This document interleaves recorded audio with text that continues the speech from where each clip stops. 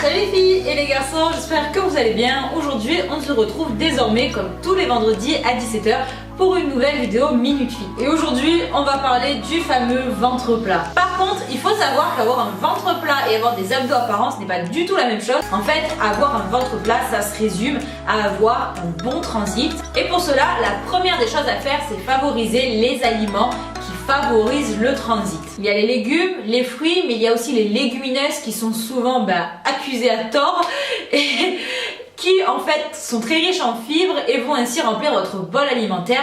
Et c'est en fait toutes ces fibres qui vont vous permettre en fait d'aller à la selle plus facilement. En fait, je vous l'avais pas dit aujourd'hui, c'est pas la minute fit, c'est la minute glamour. Ensuite, il faut boire beaucoup. Alors boire de l'eau de coco, des infusions, du thé. Évitez bien évidemment tout ce qui est soda, etc.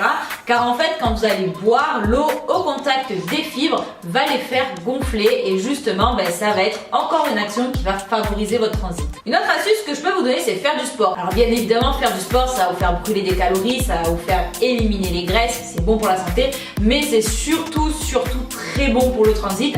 Vous n'êtes pas obligé de faire 2 heures de sport tous les jours, mais ne serait-ce que 3-4 fois par semaine, une petite demi-heure, en fait de bouger, de contracter vos abdos, etc.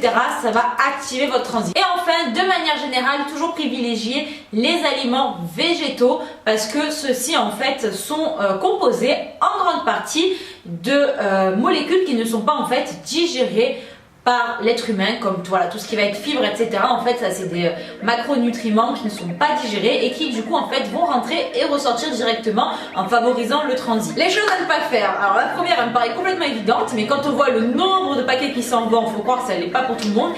Bannir les boissons gazeuses. Alors quand je dis bannir, moi ça m'arrive de boire un coca de temps en temps, c'est pas la mort.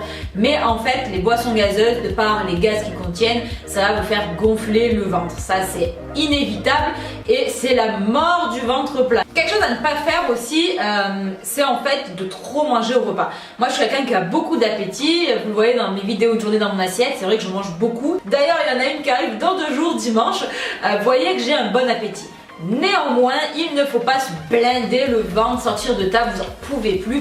En fait, tout ça, ça va vous habituer à manger trop par rapport à vos besoins. Vous devez sortir de table en vous sentant un peu léger malgré tout. Enfin, le pire des trucs, c'est de grignoter toute la journée. Donc, prendre une collation, c'est bien, c'est utile, c'est même parfois indispensable, mais ça doit se faire de manière raisonnée. Bon, maintenant que vous avez un ventre plat, vous allez me dire, ouais, voilà, j'ai un ventre plat, mais j'ai toujours pas les abdos apparents. Bah oui, parce qu'en fait, avoir un ventre plat et avoir des abdos apparents, c'est pas du tout le même combat. Avoir un ventre plat, c'est assez facile par l'alimentation en fait, en régulant son système digestif.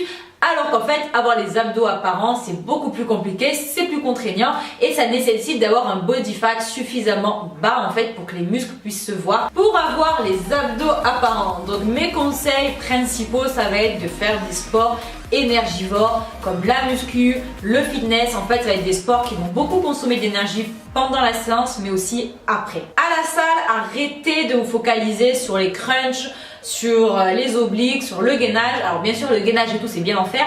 Néanmoins pour avoir des abdos apparents, ce que je peux vous conseiller en fait, même à la maison d'ailleurs, c'est de faire des mouvements polyarticulaires qui vont recruter un max de muscles et qui vont brûler un max d'énergie. Ça va être les squats, les soulevés de terre, les développés, que ce soit pour les épaules, pour les pecs, etc.